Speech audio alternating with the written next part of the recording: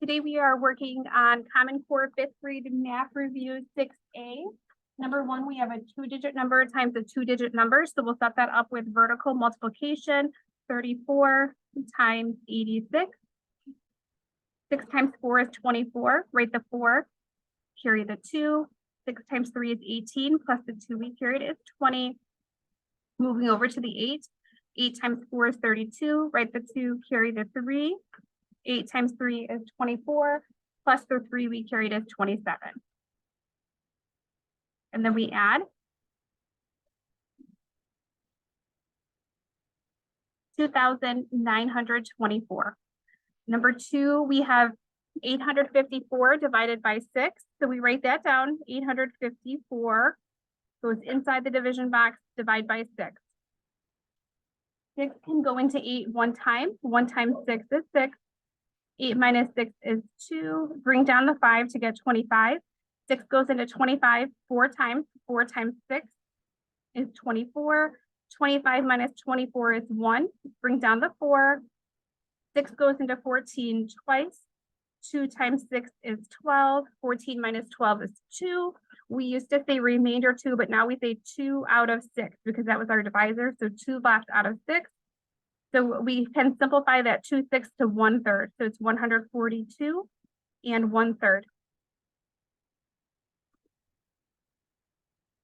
Number 3 is just a place value review. How many 10s are in 75? So this is just a reminder that the 10th place is the second digit from the right. So there are 7 10s in 75. How many 10ths are in 0.6? This is the 10th place. So how many 10ths are in 6 tenths? There are 6.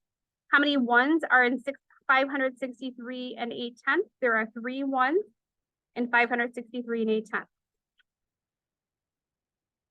Okay, number 4, we're going to take each decimal and multiply it by 10 and then divide it by 10. When we multiply it by 10, it's going to get 10 times larger. When we divide it by 10, it's going to get 10 times smaller than this, which is going to take us back to what we had originally.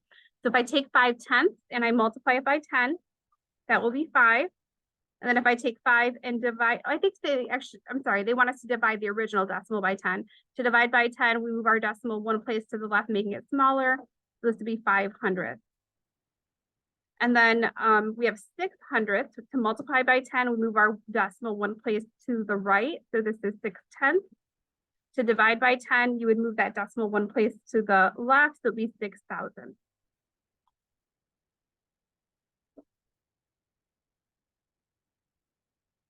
Okay, 2/10. If we want to multiply it by 2, that will, or excuse me, if we want to multiply it by 10, that will be 2. And to divide it by 10, we move our decimal one place to the left. It's 200.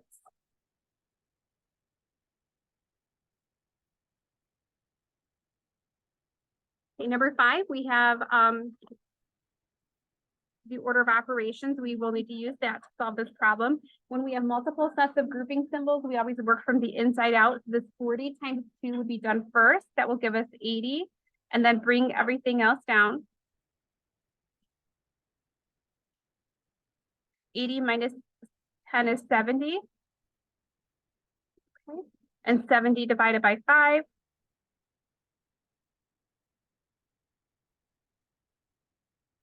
is 14.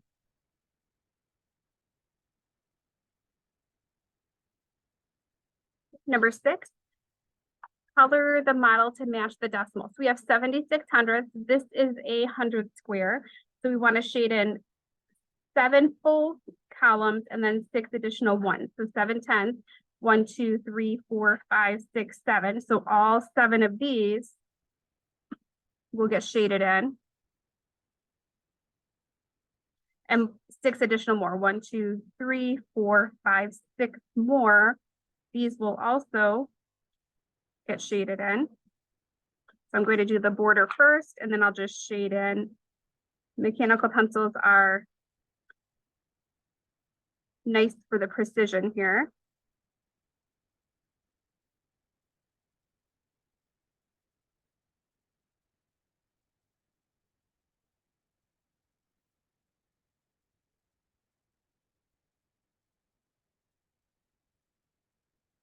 So we shade in 76 out of the 100 squares. So we have 7,600.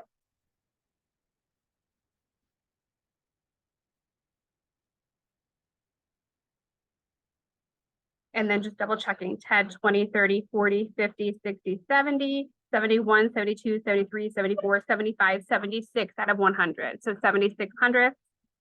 And just for good review, remember 76 hundredths as a decimal looks like this as a fraction, 76 hundredths. We read this 76 hundredths and we also read this 76 hundredths. They are pronounced the same.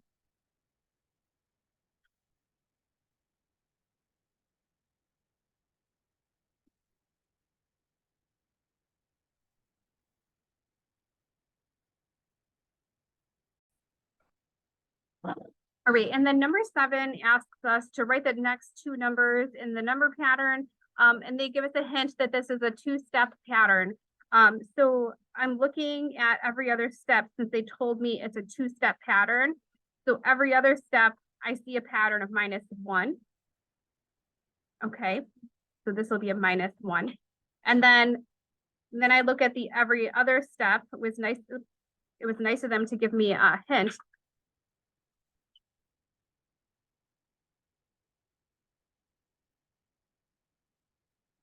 Okay, so then 5 to 10, 9 to 18, 17 to 34, I see that these are being doubled. Okay, so the two-step pattern is -1, then times 2, -1, then times 2. So to get the next two numbers in the pattern, I subtract 1, so 34 minus 1 is 33. And then times 2, so doubling it would be 66. So that is the number pattern there. The next two digits would be 33 and 66. And then number 8, Nora is buying supplies for a craft day at camp. She buys 8 packages of beads to make necklaces. Each package has 35 beads. How many beads did Nora buy? So we have 35 beads in each package, and we have 8 of those packages. So we just need to multiply 35 beads per package times 8 packages. 8 times 5 is 40. Write the 0, carry the 4. 8 times 3 is 24, plus the 4 we carried is 28. So 280 beads. And that's it. Just a little bit of the 5th grade math review, Common Core State Standards 5th grade math review, 6A.